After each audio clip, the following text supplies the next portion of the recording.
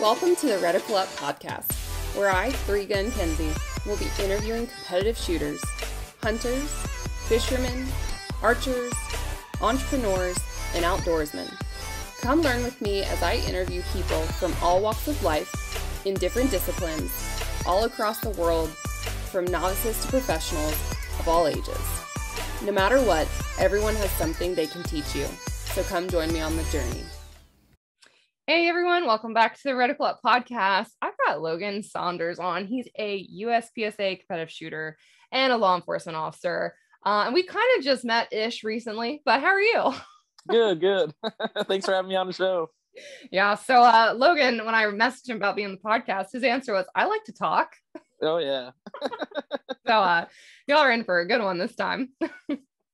So jumping right in, how did you get into competitive shooting and when was that?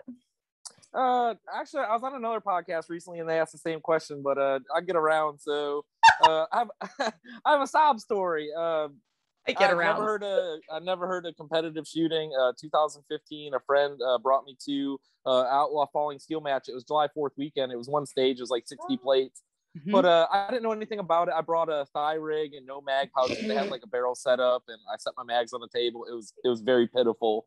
And the guy running it like yelled at me. So, you know, he's like, yo, I have a website. You should have read the rules, blah, blah, blah, and all this. And then, like, I took my ball and went home. That was 2015. So I didn't come back for 2 years. What?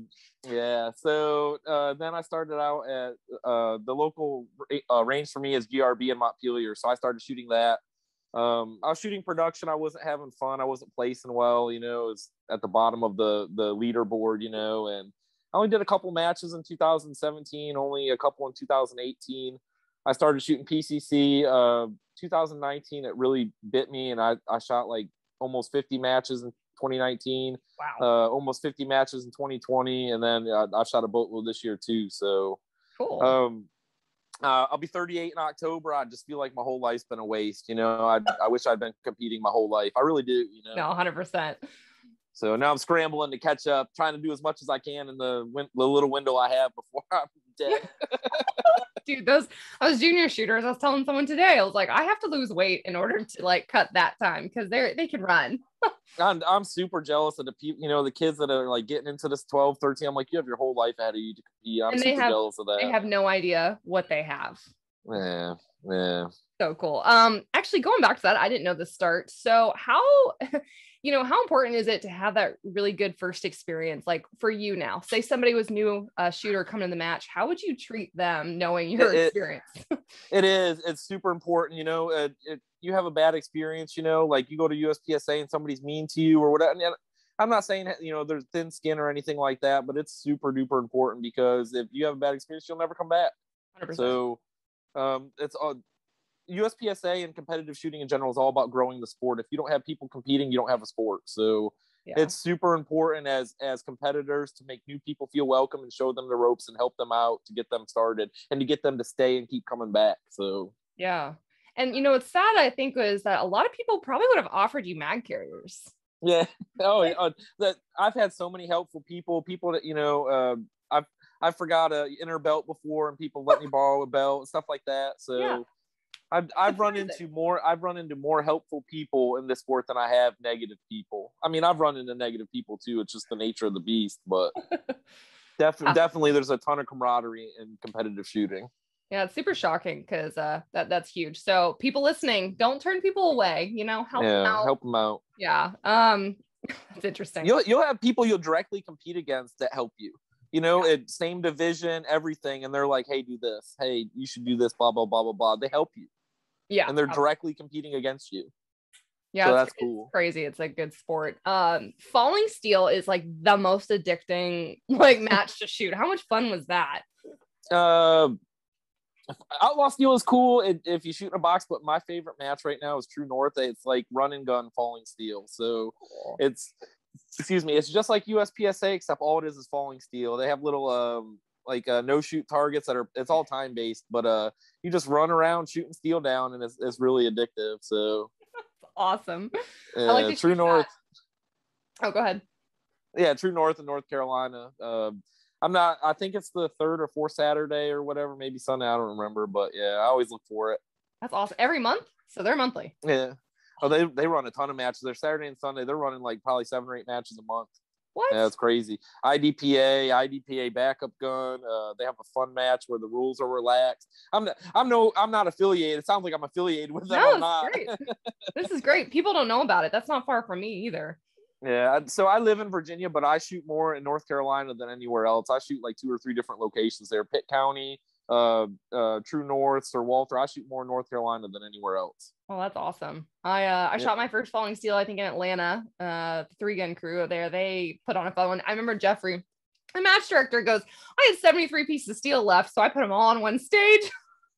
Oh man, that's a big stage. Like these tiny targets, and they were like in between tires and the no shoots. Yeah, it was. Thanks, Jeffrey. Is it running and gunning, or is it standing and shooting? A little bit. So they would have like a bay, and you had to really run through walls and get in different positions and like go on the ground. Or I mean, it was a lot of fun. You'd shoot through barrels. You'd shoot on the ground. Like they do a fun match there. But I remember it's like the ladies invasion will do one, and then at the finale in December they'll do one. I just like that match. It's fun. And Jason Clark, FC Jason, shout out to him. He's a grandmaster in PCC, but he shoots in Atlanta and that area all the time, and he says the competition scene down there is super hot. So it is. I got a long-term goal of competing in all 50 states, so I'd like to get down there. I was going to try to do Georgia State, but I just got too much going on. So I'll be there. Oh, you're shooting it? What do you? What division? I haven't decided, so I'm trying to. I might shoot PCC because I want to bump up. But what class are you now? I'm B. Oh, okay. I'm A. So I've only shot like 5 classifiers ever, like period, with a lot of my guns because I haven't shot USPSA. I shoot everything so much, so I never get time behind a gun. But I don't even have one. This has been with a borrowed PCC. Like, cool. Those are the best kinds. If they break, it's not your problem. Right. But I got a new Canic set up for carry optics. Oh, I don't know. Yeah, Tom Castro, Nils, they're running Canics and just crushing it. Yeah, my friend Todd Lewis is where I first heard about Canic. So he's super sponsored by Century Arms. He's a 3-gunner. Super great guy. Okay. Yeah, so as soon as I touch that, I can barely get 1 gun through a stage, much less 3. Jesus. Can I pay to watch that one day? I don't even own a personal shotgun, if we're being honest. So I have no shotguns. Wait, have you seen the video that I took of John Hammer and Sear on my Facebook of him loading my shotgun, or on my Instagram? I vaguely remember it. It was a while back. Yeah. I vaguely remember that. He posted it, or you posted it. It's good times. That's my favorite video. We're so digressing, but I love it. I told you I could talk. That's awesome. It's awesome. Okay, so yeah, bring it back. For USPSA, was it always like the same division? Like you said, production is where you started out. What other divisions have you shot? I didn't know anything about anything, so I started in production, and then I ended up shooting like 2 matches in limited 10. I didn't even know what limited 10 was, and then I found out like way down the road, everybody was like, ugh, limited 10, I'd never touch it ever again. Mm-hmm. So it really, I have OCD. It really bothers me. I have 2 limited 10 classifiers on my account, and I hate it. I wish I could like call them and say just delete them. I don't want them. They're like stinking up my account, But yeah, production, and then went to PCC. I tried with PCC. I couldn't get my guns to run. I wasn't having fun. As like incredibly frustrated. Like if I suck as a shooter, that's one thing. If I'm just not shooting well. Yep. But if it's guns and gear holding me back, not like fun. That's really aggravating. Yeah. You haven't seen half my videos, have you? None of my shit works. Now it does. 1 week, 2 weekends in a row, shit's worked. Okay. Oh, it's half the battle. So I was just fed up. My last PCC outside. Well, I shot PCC gearing up for 2-gun nats. Yeah. But my last main match was Virginia State in 2020, and then I've been shooting carry optics and open ever since. So. Oh, really? Okay. That's the focus. Carry optics and open. I shoot a fake open gun. It makes major power factor, but it's a carry optics gun. There's so much going against me. It's a very significant disadvantage. It's not a true open gun. But I would like to get into open one day with the real 2011. It's just the cost of entry is so astronomical. So just sell all the rest of your guns and you're good. You're like the 10th person to tell me that. I know. Like, just sell everything and then get into open. I mean, I got my 2011 for a good deal, but I had to save up. Yeah, but you really got to reload. So not only Yeah, are you buying the gun, the gear, the holster, the mag pouches, all that stuff, then you got to buy reloading equipment. Yeah. So it's a big upfront cost. It is. It is. I mean, and there's some like now Ely I think is making major power factor. I think Black Dot does too, and I don't know. Black Dot does, Everglades does, a couple others, but still they're not tailored to the gun. I mean, they're generic load, you know. Yeah, I agree. Okay, what did you learn by shooting production? I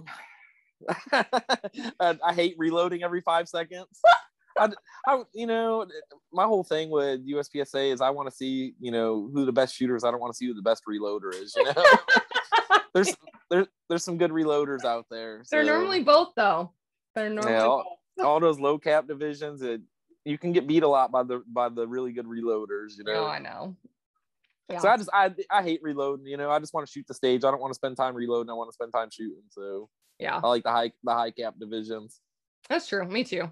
Counting is for the birds. And I shot local nationals, and that was so dumb. Yeah. I thought about signing up for low cap, and I was like, no, I'm not going. I had a slot, and so I was like, great, I have to go. Like, how was it? It was not my game. It was fun. It was good matches. So I shot limited 10. It's just funny you're talking about that because hey, if I had to pick one out of that single stack exactly. overall, I would pick limited 10. Exactly. So the week before, literally, or 2 weeks before, I shot an all classifier match. I drove like a couple hours just to shoot it to get a classification because I didn't want to go in unclassified and see where I was at. So yeah, I shot limited 10. And I have an Atlas that it's a competition follower, so it doesn't lock back. Mm-hmm. You know how often I went click and I was like, oh yeah. Did you shoot major or minor?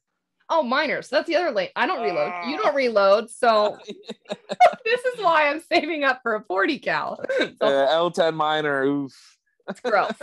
But it was fun. Like I like to shoot, so I'm not gonna not go just because. Yeah. Right. And I don't have a lot of 2011 mags. We'll just skip that.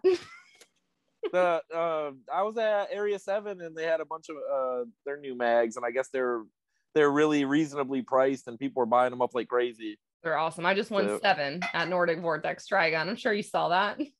If Matt Beam is listening, I'm sorry, dude. I didn't have my wallet. He wanted me to buy him some, and I was like, I sent him a picture of him and said sorry. Awful. Poor Matt. Yeah. Oh yeah. You posted a bunch of Atlas mags too. Yep. I won 7 of them. If your girl is gonna be in a social media contest, I'm going to win. Oh yeah. Good luck. No chance. Yeah, I was telling dudes, I was like, just stop posting. Like, yeah. Okay, so yeah, going back to shooting too.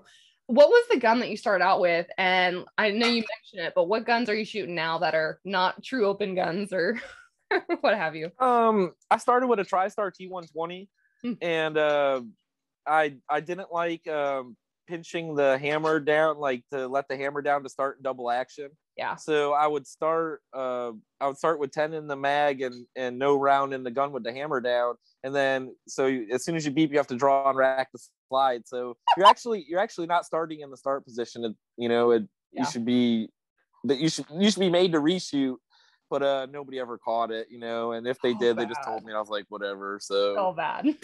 Yeah, you're not starting in the correct position, so whatever. But I mean, I wasn't competitive. It's not a competitive advantage, I don't see what the big deal was. But yeah, sure. It's a TriStar T120. They're actually Canic 55s with a TriStar roll mark. They're out of Turkey. I had 2 of them. I still have them, but now Canic does nothing but the plastic guns. But at one point they were making steel frame CZ clones, and they're actually really, really good. They're super accurate, never have any malfunctions or problems with them. So cool. Don't sell that. no. Yeah, like I said, they don't even import them anymore. So yeah. What do you shoot now? So now and nobody ever understands. So I have a SIG P320 Legion in 9mm. It's a complete Legion. I shoot that in carry optics. Well, then I have a SIG P320 Legion lower on a 357 SIG upper. It makes major power factor. I shoot that in open. They're almost identical guns. One's 9mm and minor in carry optics. The other is 357 SIG and open major. So, I literally hate you. Yeah, so it's a carry optics gun that makes major power factor. I shot it at Area 7. It was 171 power factor on the Cronin. Jesus Christ. I know. I could be wrong, but I think my buddy shoots one in 40 cal. Like he did the version because he loves SIGs. Yeah, Mason Lane had a 40 cal gray gun. It's pretty much the same thing. 4357, the same frame or slide. I mean, and the mags are interchangeable. So cool. So you're open pour, but like just pour. Yeah. Oh, it's terrible. So it's 18 with +2 from Terran. So they're 20 round mags. So like dudes that are shooting open guns that are 40, 30 round mags. They're getting to a stage with no reload. I got to reload, and then the slide mounted dot and all that stuff. I mean, there's so many disadvantages to, and the thing recoils like a friggin' cannon. So 307, I bet. And you don't have a comp on it, do you? No. Okay, cool. So people listening, don't do a Logan style gun. I enjoy shooting it, and a lot of people forget, it's about fun. It's about having fun. So 100%. Like I didn't have fun in production. I absolutely will never shoot limited 10 low cap ever again. Like it just the only reason I want to shoot production again is so I'm A class in PCC. Well, I have a 44% B in production. So my OCD really bothers me. Like I want a legitimate 60% B in production. That's the only reason I'd shoot it again. Like it. Classifiers to get them up. Yeah, that's awesome. Okay, so besides USPSA, I'm curious, is there a shooting sport out there that you want to try but you haven't yet? I'm not really into like PRS and all that stuff. I'm not really into that. I did Steel Challenge. I've shot that like 3 or 4 times. That's all right. Area 8 was my home range, Montpelier GRB. They put on a great match. I staffed it. I would go back and shoot that again next year, but I'm not a big Steel Challenge guy. Yeah. The SAS stuff looks kind of cool, but again, it's like so Cowboy fun. 3 gun. I don't know. So fun. Okay, if I one day dreaming, I have the guns, I have the gear, I have the leather, I have all of it. If I could are you an ex-sasser? I am. My oh my god. So my alias, because yeah, actually. Wait, are you required to wear that stuff? Okay, so there's different divisions. Can I go I'm glad you asked. Brim? Can I go in there with a flat brim and earrings? All right, hear me out. So for classic cowboy or classic cowgirl, you have to have so many like pieces of flair. So you're gonna have your belt buckle, you'll have your it's like tchotchkes on Office Space. Yes, exactly. You have to have your hat, then you have your spurs, and then there's like different divisions. I probably gonna get it wrong, but like there's one with like I don't know, cool stuff. But then the funny thing with SAS is you get to come up with aliases. Well, okay, my initials are MMF, Major Mofo or Mofo, right? So here's the thing. Yeah. This is bad. So you send in 3 options to like the board. There's a real board, and they pick your name out of the options you give them. So I was like, I want to be MF Judge, like Mofo Judge, and they're like, you can't do that. And I was like, it's my initials. They're like, well, shit, maybe you can. Right. Trying to cuss. No, I'm Maverick Fitzpatrick. Welcome. I don't know if I can do SAS. It looks okay, but I don't know. Is it all like 22 and stuff? No, God, no. So I shoot 38 special. You can shoot black powder division as well, which is pretty cool. There's like 44s. There's all sorts of calibers you shoot. Then there's a wild bunch match, which you might like. So instead of shooting 2 revolvers, single action revolvers, wild bunch is like this side match. It's still a match, but you shoot 1911s. So you're kind of in the modern era. Yeah. Right. Well, there's none of that in Virginia that I know of. So unless somebody knows about it. Oh, I'll find you 7 clubs you're going. Oh man, I don't know. I gotta come up with a cowboy name. yeah. But I bet you like, okay, so your first match, like I didn't actually like register right away. I actually watched someone hand me their guns. Like this is the community, right? And there's a picture of me wearing regular people clothes, just like trying on a stage. And I got done because I'm a shooter. And somebody was like, really? Like you've never shot this before? I was like, nope. And then what got worse is like I kept borrowing guns for a long time. People are like, why can you shoot better than me with my own firearm? I was like, I don't know. Yeah. I mean, that's half the thing to get into these sports is just the gear, the upfront cost of the gear and all that stuff. So it's not bad to start. It's boots, hat. I mean, it's not required. They're not going to kick you out, but it's something, you should think about. And then the guns you could borrow. So it's really ammo at that point. Yeah. You sure you don't mind them eating? I don't give a shit. People watching on YouTube, be sure to take a snack now. You know what? I should skip down to that. Okay, now that we're talking about food. I'm gonna eat. I'm a fat kid at heart. I'm gonna eat. At the end of this, you'll learn how to follow Logan on social media, and you'll find that all of his crap is about food, working out, or shenanigans. So, Logan, Philly or meatball sub? Meatball sub. I was gonna go meatball sub. Okay. Chick-fil-A or Chick-fil-A? Chick-fil-A. That's my go-to. My two main fast foods are Wendy's and Chick-fil-A. That's funny. What do you get from there? Chick-fil-A, I get a spicy chicken sandwich, add cheese with a Sprite. And then Wendy's, I either do the double cheeseburger or the chicken sandwich. But Wendy's right by my house, it's terrible. Every time we go there, they're like, oh, the debit card machine's down, you gotta pay cash. And I'm like, every single time. So that place is only like 7 minutes from the house. It's always super packed and they're always cash only. So we drive like 15 minutes away to a one that's better. Yeah, that sounds like a under the table kind of business going on. Yeah, it's always oh, our machine's down, cash only. Yeah. And then one day me and my wife went there and it was oh, we're out of chicken. I'm like, you're out of what? What's even happen? How are you in business? Yeah.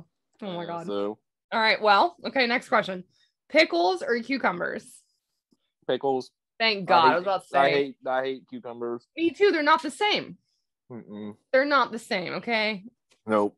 People don't get that. So do you prefer sweet or salty? I'm gonna say sweet. You're literally a 15-year-old. I like salty too. I mean, it is what it is. Yep. Pizza or tacos?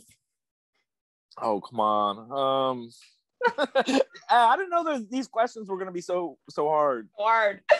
It's almost like I sent them to you in advance. Tacos. I'm gonna go tacos. Okay. I love pizza, but I'm gonna go tacos. Love it. Yeah, tacos are better. They are. Yeah. Last question. French fries or sweet potato fries? French fries. Oh, you're okay. You're one of those. Yeah. French fries.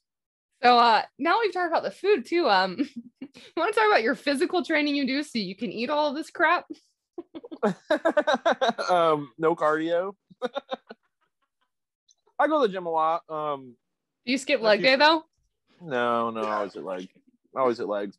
So I just don't go super crazy. I tore my ACL meniscus 2012, so I don't go super crazy with the weights or anything like that. Oh, geez. Playing basketball. As like earlier, or just for funsies? Just for fun. I was with my nephew and Pop. Grown man. Got it. Yep. Aw. So do you actually though train or lift for firearms at all, or you just go because you like lifting? No, I've been off and on, I want to say probably since I was like 18 or 19. I was in the Army. I was in the military. It was a big thing, That's how I got into it. Everybody in the Army was lifting and going to the gym. So I was into it and then not into it and then into it and not into it. Now I just stuck with it. That's good. That's important. Yep.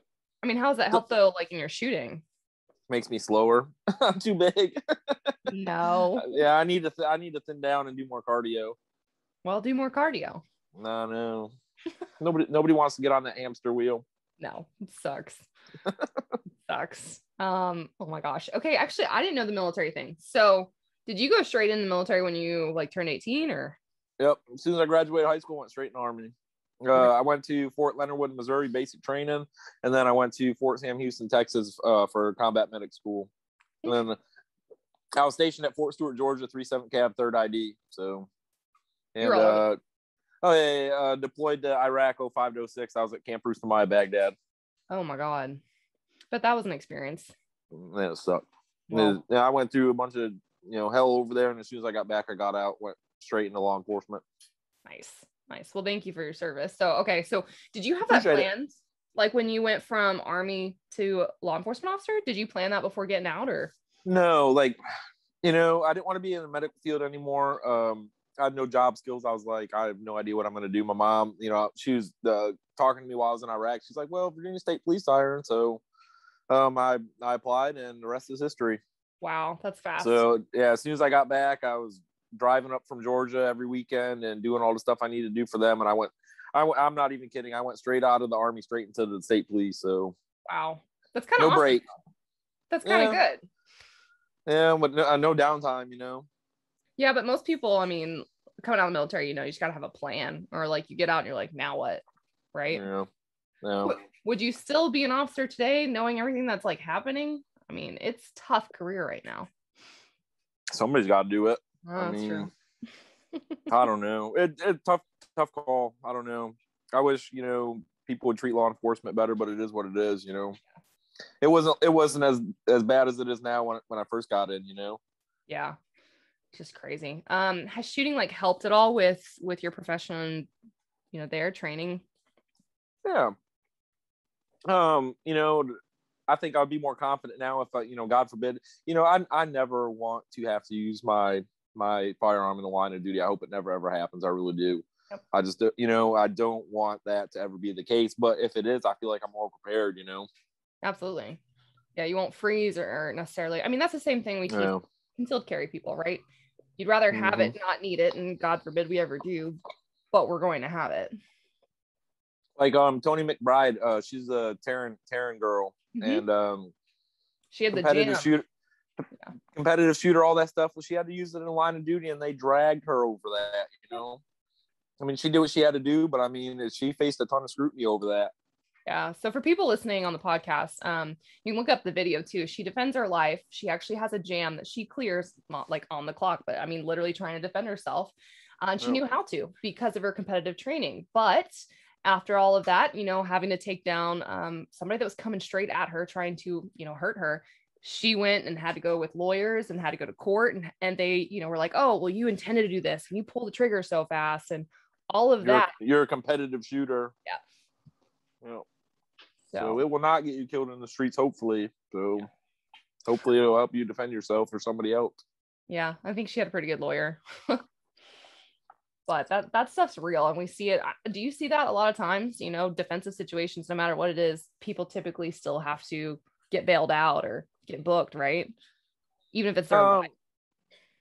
I don't know so much about that, but look, at any time that your gun is used in a self-defense scenario or something like that, there's going to be scrutiny.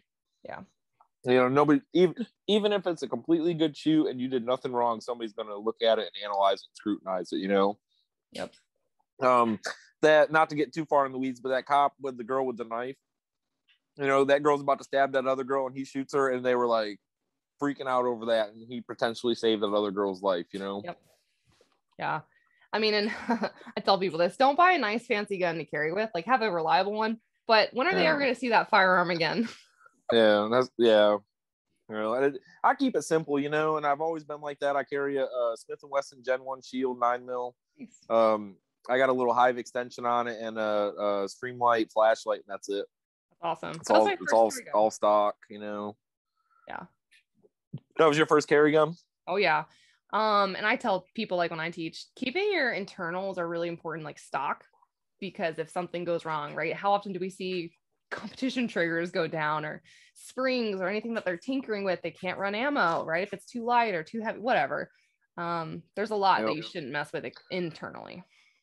You know, I'm a firm believer in if you buy a gun, run it stock for a while and figure out what you like and don't like, you know, but you have a lot of people out here that immediately buy a gun and then they rip out the trigger, they rip out this, they rip out that. It's like, figure out what you like about the gun first and then change what you like or don't like. You know, I keep a lot of my stuff stock. Yeah. You know, that Legion that I shoot 9mm carry optics with, that's stock. The 357 open gun, that's stock. I put together a couple PCCs and they were mostly stock. So plus, okay, so say you're like that new shooter coming in. Do you have any clue or idea what functions do what, you know, in a gun, and you start tinkering and like, do you even know how you want it set up for you? Probably not. Right. 100%. But someone probably told you, you need this and do this. Here's my code. No. I made a meme about that a while back. It was from Dusk Till Dawn. It was like, there's vampires, you know, with their discount code. It's real. Okay, so you were in medic in the Army. Yep. Then. Okay. Yep. Actually, that's kind of do what? I said I hated it. I know, I heard that. Are you squirmish or squeamish? How do you say that? Squeamish? No, not really. I just, I wanted to be an MP. They told me I was colorblind. And they're like, we have this great job. It's called healthcare specialist. I was like, what is that? Like, oh, it's great. You'll be in a hospital surrounded by hot nurses, blah, blah, blah. What? They did not sell it to you that way. Yes, they did. I was like, cool, sign me up. And when I got to my all-male field unit and found out I was a combat medic and not a healthcare specialist, I was like, yeah, I've been rope-a-dope. I was about to say, that's horrible. Yep. That's good. Okay. All right. So, but do you feel like those medical like skills that you learned though are beneficial now, like as a civilian or even around shooting, shooting ranges and stuff? Yeah, I think I'd be prepared if something happened, Yeah. I mean, I don't know. You never know until you get into it, But I'd like to think that I would, take action, I guess. Yeah, or you know what to do or how to help. Yep. So, sometimes the best thing you can do is just be a calm, voice of reason for somebody that's freaking out, Yeah. Have you ever been in one of those situations or seen that? A couple vehicle wrecks and stuff like that, calming people down and stuff. But as far as like grabbing a medical kit and treating somebody, no. Okay. When I was in the Army in Iraq, the IP shot up a guy that was shooting at them or whatever, and then wrecked and hit a bunch of cars and stuff, and I helped treat some of them, but that was it. Oh wow. Okay. So not a ton of action. No, I'm pretty low key. Oh, you're dude. So okay, do you carry anything though, like medical supplies or anything in your vehicle or range bag? In my work vehicle, yeah. Not in my personal. No, I'm pretty slack on that. I need to do better. Yeah. So I need an IFAC. I don't have an IFAC. I'm trying to interview Logan to tell you all the things you should have, but he doesn't do I'm sorry, I'm a horrible example. I need an IFAC. I really do. Okay, so if you were, tell me, for people listening that don't know what that is, what are some tools or things that they should keep in their car or range bag, and what the heck are you talking about? What is that? Well, IFAC is an individual first aid kit. It's got your stop the bleed stuff, bandages, dressings, all that, intubation tubes in case you need to open an airway or anything like that. So yep. Flashlights, like a little pry tool or something like that, that's normally gloves, all that stuff. That's normally what's in an individual first aid kit. Yeah. Good stuff. Tourniquet. Yep. Tourniquet's a big one. Tourniquets are pretty simple these days when a lot of the Kydex companies will actually make holsters for them. So you can have them on Tech Lock, you can have them on ELS, so you can have them on your belt. And I see shooters that do have it on the back, Yep. I think that's awesome. Oh, yeah. Right. They're a step ahead of me. I don't have one, so I probably should. Jesus, Logan. Yeah. Okay. I keep it real at least. I know. This is good. Are there any courses, then maybe you don't know the answer to this, that like civilians could go take, or lessons they could learn like online that you would find valuable for like medics? Yeah, a lot of BLS, basic lifesaver, stop the bleed courses. There's a guy in the Virginia area, David Lang, not to plug him, but his Instagram's Unicorn Medic Shoots. He's got a big background in medical, and he teaches a stop the bleed course. Hey Logan, you need to introduce me to him so I can have him on the podcast to help. Oh man. That was the person I should add on. I'm kidding. Oh man. But really, intro. Okay, back to shooting. For those that actually follow you on the Instagram, do you actually dry fire or do you just do it for the gram? No, I really dry fire. I dry fire all the time. I just don't post it a lot, So you really don't do it, right? Because if it's not picture or video, it didn't happen. Oh yeah, it didn't happen. No, I try not to, be that guy that just posts dry fire every single day. People know what it looks like. You're just gonna. I try to be well rounded. Some dry fire here, some memes here, some shooting stuff. Like you can't just beat people down with the same content over and over. You got to be well rounded and change it up. And I try to do that. Yeah, you should shoot 3-gun, then you'll be really well rounded. Like I said, I can barely get through a stage with 1 gun, much less 3. This is true. 2-gun Nats was fun though. 2-gun Nats was fun. That was a good time. My favorite stage was the cluster, the stage 2 mirror stage, whatever, with the drop port in the middle. Oh, you're the only one that hot reholstered. That was bad. Yeah. It was really fun. I still beat you. I don't care. I had such a fun time shooting that. And for me, that was a training thing for 3-gun. And I don't I don't shoot PCC or my friend's PCC. I learned long range PCC. I have no clue where that dot was. Oh, I didn't even use my gun. So first of all, did you see the video of the dot flying off? Oh yeah, I was like, oh my God, what just happened? Okay. I can't believe you finished that stage. That was so crazy. I had to, and then I had to go and borrow a PCC, so I didn't even shoot with the one that I knew was dialed in. So it was. I would have rolled over and died. I'll be the first to tell you. If my dot flew off, I would have just sprayed it and been like, I'm done. I can't. Like, I tip my hat to you. I really do that you finished that stage. Thanks. And then the hot reholster, like I was gonna bring a retention holster, and then I didn't think that was gonna be going on running with your pistol. Yep. So I went back to a slick top, and I was like, well, that's not an option for me. Yeah. And I saw Todd Jarrett right before the match, and we were talking. And he's like, "Oh, I'm gonna be holstering up and shooting and holstering and shooting," and I'm like, "Well, I'm not." Well, I'm not. Well, they changed a lot of that when I got there. So, like that one that the dot fell off, they originally had it on walkthrough day before staff, where you could have both guns on you, so loaded and in there. So I was gonna I can't remember, shoot pistol, then hot reholster, shoot PCC, go to the next box, and I'd have both guns over there. And then they swapped it where you had to stage a gun. So a lot of that they did intentionally, which I get it. I get it, because a lot of people showed up with a slick top holster. It's a new match. You'd have but nobody's going to do that. Name somebody that's going to do that. That's in the USPSA community. No, like a lot of them are. Not saying that they won't, but like you would if they were running around with their pistol holster, you'd have had a lot of guns on the ground. Yeah. You really would have. Well, and then the stage 10 that I IRO'd, like I watched Lan and Mike, who shoot a lot of distant. I mean, they own distant arms, right? But they shoot a lot of 3 guns. So for them, they knew the rules. They shot PCC on that stage, put it on the ground, because there's a rule where you can have your gun within 3 feet. Correct. And then they drew and shot their pistol. So because there was no multiple dump bays or multiple options or places, that USPSA kind of made it almost like unsafe or not as fun as like multi-gun. It's not multi-gun. It was right. PCC, USPSA, and pistol. Yeah. Well, everybody, for the most part, had to go to the same place. Unless they set their gun on the ground, they had to go to the same dump box. So, so the stages were shot the same way.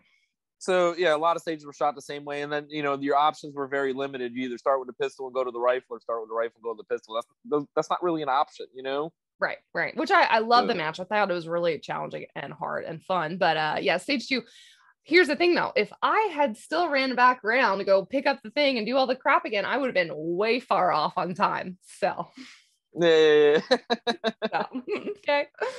Oh man. Okay, I've digressed. But okay, for people listening, like a lot of people that listen to this podcast, they are trying to learn something. They probably are the newest shooter in the room. What dry fire drills do you run that are actually beneficial to shooting? And USPSA a lot, unloaded starts, barrel starts, table starts. So I'm a big fan of those. I consider them, to be fun. Maybe other people don't. But I like unloaded table starts and stuff like that. I practice that a lot. Surrender, for the most part, you're going to see, wrist below belt, gun loaded and holstered. So, why are you focusing your dry fire drills on that? You're going to see that stuff all the time. Some strong hand, support hand, and I'm guilty of that too. I need to do more support hand work. I just don't do it enough. Yeah. There's been a couple classifiers where I was just a mess, left-handed. So. Suck. I mean, I get what they're there for. Turn them weaknesses into strengths, Yeah. But those classifiers, this is why, like, when I shoot, I'm not the greatest shooter, but I feel like some of the classifiers are not representative of like us actually shooting. Well, it's a lot of stand and shoot stuff, but the newest ones, they've moved more to like moving and shooting, and it's entry exit, dynamic movement and stuff. So, I tip my hat. The direction that the classifiers are going in, I love them. The more movements, and they have a little bit of no shoots. They have a little bit of tuxedos. They're making it hard. Yeah, open. So I'm not a big fan of just stand and shoot stuff, So do you actually practice your reloads though? Dry fire? I do. I dry fire a lot. Just like I said, just because I don't post it doesn't mean I'm not doing it. So I go out to my range a lot too, and I practice out there. I just don't post it all the time. Yeah. Do you use a timer in dry fire? Yep. You set par times for yourself where you're at, or? I don't set par times. Okay. And I saw somebody else the other day. Maybe it was Jim Elmtree, Jim Krantz with Jim Elmtree. He said something about the timer. I don't know if it was him or not. I hate to paint him with that brush. I don't know if it was him, but somebody said that they stopped dry firing with the timer because it was getting in their head. So, and then they noticed their time's improving. Interesting. I don't know if it was him or not. Maybe it was. Maybe it was. I don't remember. You're talking about like the second beep, setting a part time, not the start beep. Okay, gotcha. Interesting. Have you actually seen like improvement though in your shooting when you go and live fire after that? Oh yeah. Look, nothing's gonna beat the clock. You know, you can set up everything you want, but as soon as that beep at that match, I mean, nothing's gonna beat the clock. Just the stress of being under the clock and on the time and go. You know. Yeah. But so it's hard to replicate. Yeah, you've got the I guess like, you know, running the drills, you've got it in your consciousness at least of like how to hit your reloads, what you're looking at. You're not like fumbling to figure out how to reload. Yeah, my biggest problem is I turn into a turtle at matches or major matches. You know, it's like I'll come out and do stuff really fast to practice and all that stuff, and I get to a match and I just turn into a big giant turtle. I don't know what it is. It's like a mental block. I just can't get over it, you know. And then you would think that if I'm shooting slower, that I'm shooting more accurately. No, but I shoot slower with worse hits. Nice. Didn't Brennan still beat you on that stage? Yeah. Okay. You're talking shit to me about reholstering. And how much did you beat me by? I don't know. I think I saw that. I think I saw you do that before I shot that stage. I think I saw your video and I was like, yeah, well, I'm not doing that. And then I think I did that in like 34 seconds, somewhere in there. Okay. So we're talking about like 5 or 6 seconds. I think it was 41. I like your plan. I'm not knocking your plan. No. I'm talking shit for a second. So then Brennan falls on the ground, face plants, literally has to pick his entire body up after processing the fact that he's on the ground and still beats you on stage. To be fair, he's shooting an open gun. It wasn't 1-for-1. It's not carry optics versus carry optics, you know. It was open versus carry optics. And he's a grandmaster and I'm B class. So look at all these excuses, Logan. I'm the excuse king. Come on now. Hey, humble in defeat, savage in victory. Okay. I had to process that. Yeah. Humble in defeat, savage in victory. Oh my gosh. But okay, so you do take it seriously-ish, because I've seen you like after match, you'll post videos and you'll take like breakdowns of what you should have done. But okay, I guess you post a lot of what looks like negative to me, but do you also celebrate like the positives that you shot, you know, on a stage or in a match? No, yeah, absolutely. You know, I post the negatives, you know. Look, I try to be a man of the people, you know, and everybody out here can relate to somebody that's not having a good time or not shooting well or whatever. Everybody can relate to that. Nobody wants to relate to the guy that crushes everybody and is the best and never fails and never messes up. Nobody relates to that, you know?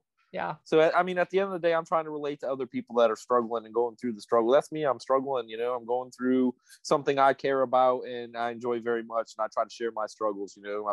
I'm a very open and upfront person on my channel. You know, I run a public channel and I show strangers a lot of my personal life and a lot of my shooting, you know. I do the same thing. And, yep. But I'll challenge you every now and then, share like a win or share like a positive of like how you do celebrate something you did right. Because so many people come off stage, right, and they're pissed about something that happened, but it's like they don't take away their wins of the small stuff. Hey, you hit your reload. Hey, you got your spot. Hey, you got the gun up before you even got to like that target array. And I have to do that in 3-gun because there's so much going on that I'm like, yeah, that rifle might have sucked, but dude crushed the pistol better than anybody I saw. Right. Yeah, it can't always be negative. I do share positive stuff, but yeah, you're right. I know I'm right. Wow. But okay. So for walkthrough day, okay, at matches, how do you like break down that stage before ever actually shooting it the next day? First of all, I try to find all the targets. No, I mean you laugh, but one of the first things to do is find all the targets, you know, and then start finding different ways. Like, you know, me and Larry shoot a lot of matches together and we bounce stuff off of each other, you know, and hey, how about doing this? How about doing that? And we try to talk about every possible scenario. And, you know, people step in and, oh, you know, you should do this, blah, blah, blah, and all this. And like, well, we're talking things out, you know, let us figure this out, you know, just because we're talking about doing this doesn't mean we're setting it in stone. So you mean you get unsolicited mansplained advice before? Oh yeah, all the time. Which I'm not above taking advice and stuff like that. Sure. But you want to talk about advice for shooters. One of the biggest things is don't let people talk you out of your plans unless it's something crazy, you know, like hot reholstering. Yeah, something crazy different or whatever. Like I've had so many people try to talk me out of plans and stuff, and then I don't listen and I end up shooting it the way and I did better than they did. So some stuff I did, like it might not be the greatest plan in the world, but it works for me and I can remember stuff and hit what I need to hit, and I have to do it that way. I can't do it your way, you know? Yeah. So at the end of the day, I have to do what's best for me. You have to do what's best for you. I have to do what's best for me. So yeah. And Larry would shoot like PCC and you'd shoot pistol, right? Yeah. The stage plans are pretty identical, you know, for high cap stuff. Yeah. Sometimes. I mean, PCC is a little bit movement when it's awkward places or positions or longer shots you can take, you know, with PCC. Right. A shot he might take a distance, I'm going to move up to take or whatever. Yeah. Yeah. The other thing I actually just mentioned that I want people to take away from this too, the difference honestly between like a lot of the more advanced, I won't say top level shooters, but like me, you, whatever, moving up, is that target, like finding the target. So like the first thing you should do is actually walk to the very back of the bay. I'm talking about all the way down range, look back. Is there anything hidden behind dump barrels? Is there a swinger? Is a swinger partial or is it like a no shoot? Is it, you know, fully open paper? So many people don't take the time. So if you're already coming up to the stage, right, and starting to walk through, and then you're like, wait, oh, I have that target. And then you start over, find the targets first before ever even like going to a game plan, right? So, some people count targets. I count bullets. So if it's a 29 round stage, I count every bullet fired. And that's how I remember it. I don't know. So, you know, I'll go 2, 4, 6, 8, you know, whatever. And I count the bullets. I don't count the targets. Yeah. I just want to find them. I mean, that's the thing. That's right. But yeah, it's actually probably a bad practice. I'll always put like 2 on a steal because I know that I suck. Oh yeah. Like 2. Yeah, it's still 2. No. I count no makeups. What it would be. I'm not a big makeup guy. You know, I don't take a whole ton of makeups. I like to shoot what I shoot. And then at Area 7, like, you know, I did this stage pretty good. And then this last target I just went to war with, and it was dumb. And like my first 2 shots on it were 2 Charlie, and I didn't know that at the time. It was too far away to shoot score. Yeah. And it didn't feel right. So then like I collapsed the gun, and then I punched back out and shot a mic at it that hit the wall, and I saw it hit the wall. Yep. And then I dropped the mags and I punched back out again and shot another. So 2 mics in a 4-second waste of time, you know, it was totally out of character for me. I told John Sardina, my buddy, I was like, you know, it's late in the day, it's hot, I'm just making dumb mistakes. Yeah. So you think that you don't keep focused like throughout a whole match sometimes? That is my biggest Achilles heel. Like a long match, like I lose focus, and it's so hard for me to stay mentally engaged, you know? Yeah. I don't want to say like I have a short attention span. I don't want to say that, but no, but it's a struggle for you. It is a struggle. You know, I shoot 5 or 6 stages, and then by like, you know, stage 7, 8, 9, I'm like checked out, you know. You would hate 3 gun. We shoot 12 to 14 hour days, like 3 to 4 minute stages and stuff. I don't know. So much fun. Well, not just that. It's just like you're there all day to shoot 4 stages, and the next day all day to shoot 4 stages. Like it's fun though. What are you doing to like work on that though? Like, do you have a game plan in place to improve that? A lot of self-coaching. I self-coach throughout the match. So if something's going right, you know, I reinforce that to myself. If stuff's going wrong, I reinforce that to myself. So, and then at the end of the matches, I'm constantly, you know, self-coaching. Do you listen to other people that are trying to build you up and keep you focused, or no? Yeah. And I'll tell other people that are shooting, hey man, tell me to move my ass, tell me to shoot faster, you know, remind me, blah, blah, blah. Yeah. That's good. So going into, I guess, the end of this year, looking at next year, what are your goals for competition shooting? I'd like to make A class and carry optics by the end of the year. I'm at 68%, so only a couple percent off from A class. Yeah. I'm shooting a couple more majors the rest of the year, and then I don't know, probably next year I'll run back a few, but long-term goal, I'd like to compete in all 50 states. So I got some other matches that I skipped this year in other states that I'd like to pick up next year. Cool. How many have you done so far? New Hampshire was my 10th. So, and then I'm shooting the Battle for the North Coast in Ohio in August. That'll be my 11th state. So far. Yeah, I got so far to go. I probably have never counted states, but I probably have more and I don't even know it. Just yeah. Jesus. The amount of travel I do. Yeah. And that's the other thing. I hate traveling. So like, I went shot Area 7 in New Hampshire. It was 8.5 hours to my buddies in Rhode Island, another like 2.5 hours up to the match in New Hampshire. So I love it. It was brutal. It was brutal. Yeah. Not a traveler. Got it. Check. Yeah. So thinking about, I guess, your whole journey, what would you say to like new shooters or people wanting to get into competition shooting? Like, what's something that maybe surprised you, and then what's something that you learned that you wish you had learned sooner? Enjoy it. Like, don't put too much pressure on yourself. Come out, learn the sport, talk to other people. I'm telling you, the camaraderie in the sport is crazy. The people that will help you just got to ask. Figure out what you like, what you don't like. But I would stress just having fun at first and figuring the sport out and not put pressure on yourself. So yeah, you haven't gotten burnt out yet, right? No. That's a real thing though. If you dive right in, you go too fast. I was burned out with PCC just because of all the problems I was having. I was burned out with that, so I don't have any interest in shooting PCC. Yeah. So the cute dog. The dog is growling at each other. Oh, it's cute though. So thinking about your setup now for like your belt or whatever or range bag. What's like your favorite, I guess, mag pouch or tool or something? Do you use magnets on your belt? Like, what do you run? So I run Safariland ELS, and I like those because you can change them in and out. So I constantly change the setup. It's like forks and clips, you know what I mean? So I can take one holster off and pop another holster on. I can take mag pouches off and pop those in and out. No. Shh. Oh my God, she's going crazy. Can you hear her? Oh yeah. I'm sorry. No, I don't care. What ice cream man's going through the neighborhood. I think she's barking about that. She probably has to go out too. I don't know. So I'll be there in a second. Chill. We're almost done. Yeah, Safariland though, I really enjoy it. I ordered a magnet from Safariland. It took like 40 days to get here. I was super pumped, and when I got here, it was left-handed. I was like, is it the pouch with the mat? It was the pouch with the magnet, yeah. So I mean, I like Safariland. They were cool. They took it back. So I think it was my fault. I ordered it wrong. You ordered it wrong. Yeah. Well, it ended up working out. Larry runs he got one off Ben Steger, and it's like it sits flatter to the belt and it looks better and less awkward. So yeah. I think I'll end up going that route anyway. That's cool. That's awesome. What was I going to ask about that? So do you actually take any of classes, like when you mentioned Ben, or read any books on shooting or anything? No.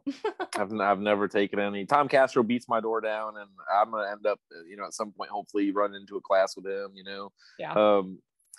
Tom Castro, not to plug him either, but I mean, he really cares about his students and seeing them succeed, and he's always like celebrating their wins, so yeah. I would like to take a class eventually. You're not gonna figure it all out on your own. I am on kind of a solo journey, just figuring it out. But eventually, you're gonna have to reach out for help. There's not enough you can figure out on your own. Nope, not at all. If you want to hit the next level, you're gonna have to get a coach. Yep.